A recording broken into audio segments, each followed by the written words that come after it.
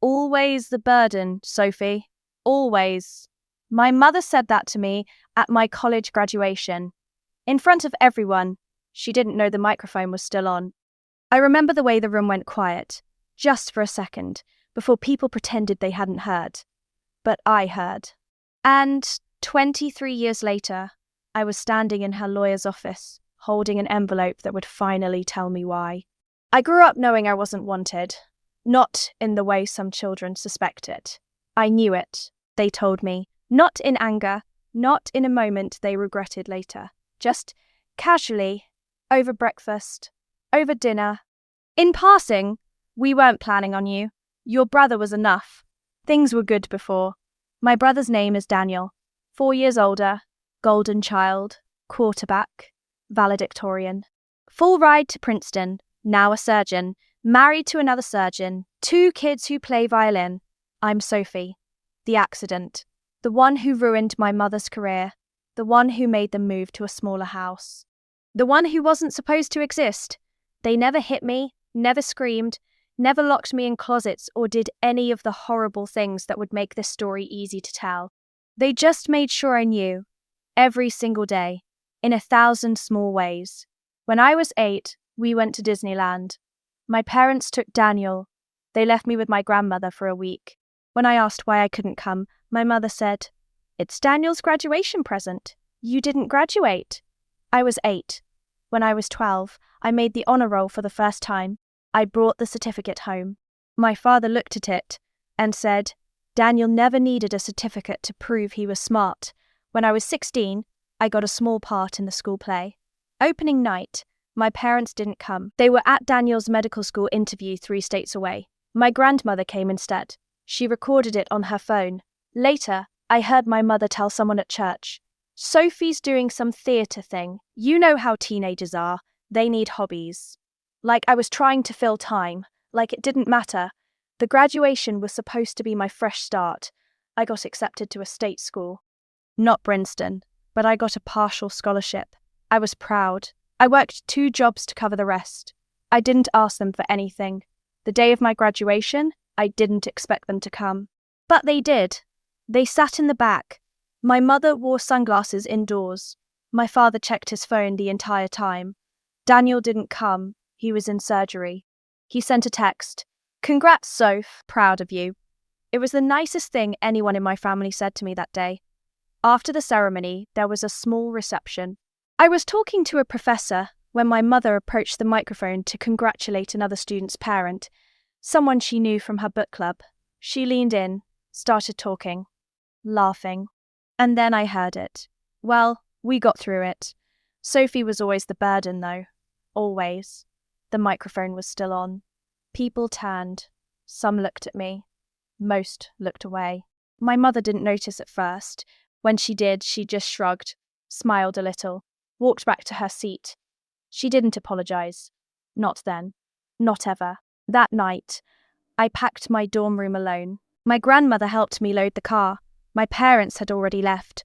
"Don't let them make you small, Sophie," my grandmother whispered. I nodded, but I felt small. I felt like I always had. I moved across the country after college, got a job, built a life. I called home twice a year, Christmas and my mother's birthday. The conversations were always the same. "How's Daniel?" I'd ask. "Wonderful. Busy. Saving lives. How are you?" "Fine. Your father's knee is acting up." That was it. No questions about my life. No interest. Years passed. I got married, had a daughter. My parents met her once when she was 2. They stayed for an afternoon. My mother spent most of it on the phone. My father fell asleep on the couch. When they left, my daughter asked, "Are they coming back?" I said, "Maybe." She never asked again. Then, 3 months ago, my grandmother passed away. She was 91. She'd been sick for a while, but it still hit me hard. She was the only person in my family who ever made me feel like I mattered. I flew home for the funeral. My parents were there. Daniel was there with his perfect family. Everyone wore black. Everyone said the right things. After the service, the lawyer asked us to stay. "Your grandmother left specific instructions," he said. We sat in his office, my parents, Daniel, and me. The lawyer opened a folder. pulled out several envelopes. "She's left the house to Sophie," he said. My mother's head snapped up. "What? The house?" the lawyer repeated. "And a trust fund, approximately $340,000, also to Sophie." The room went silent. My father leaned forward. "That doesn't make sense." "She always said Daniel would." "She changed her will 2 years ago," the lawyer said calmly.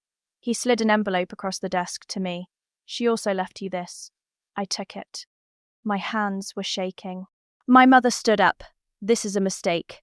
"My mother wouldn't." "She was very clear," the lawyer said.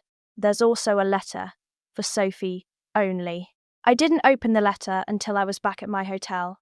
I sat on the edge of the bed. The envelope was cream-coloured, a little worn. My grandmother's handwriting on the front. "For Sophie, when you're ready." Inside was a single sheet of paper and a photograph. The letter was short. "Sophie, I'm sorry I didn't tell you sooner. I wanted to, so many times, but your mother made me promise. She said it would ruin everything. The truth is, you were never the burden.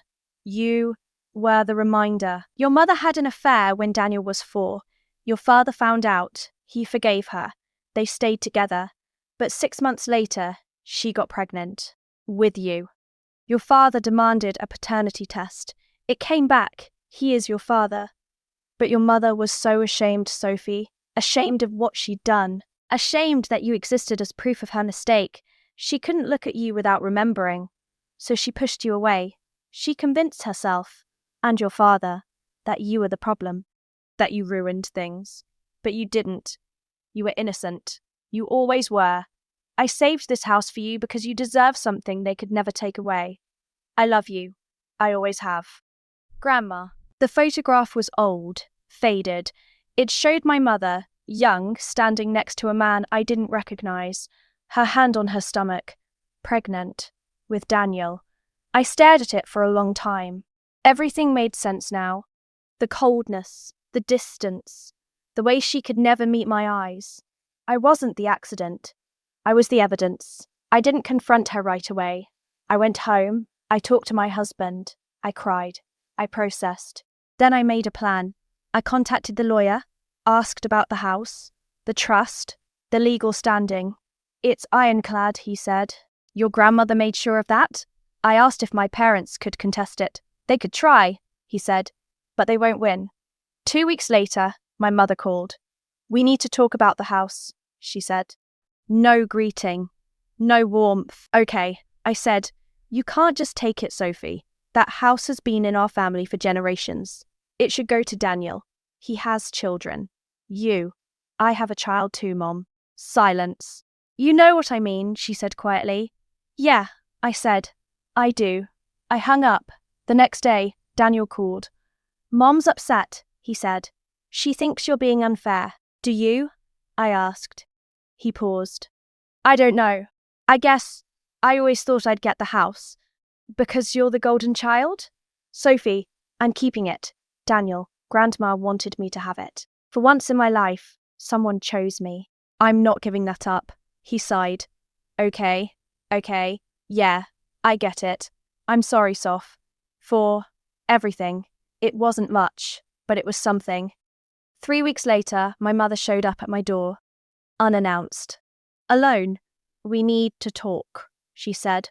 I let her in. We sat in my living room. She didn't look at me, just stared at her hands. "Your grandmother had no right. She had every right," I said. "It was her house. You don't understand." "I do. Actually." I pulled out the letter, the photograph, set them on the coffee table. Her face went pale. "She told you?" "Yeah." My mother's hands trembled.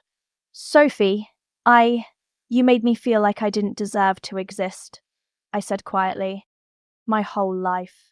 Because you were ashamed. Not of me, of yourself." She looked up. Her eyes were red. "I didn't know how to. I couldn't. You could have loved me," I said. "That's all I ever wanted." She started to cry. Soft, broken sobs. I didn't move. I didn't comfort her. After a while, she wiped her face, stood up. "I'm sorry," she whispered. "I know," I said. She left. I sold my grandmother's house 6 months later, used the money to buy a place closer to my daughter's school, started a college fund for her, paid off our debt. My mother and I don't talk much, maybe twice a year. The conversations are still short, still surface level, but I don't need her approval anymore.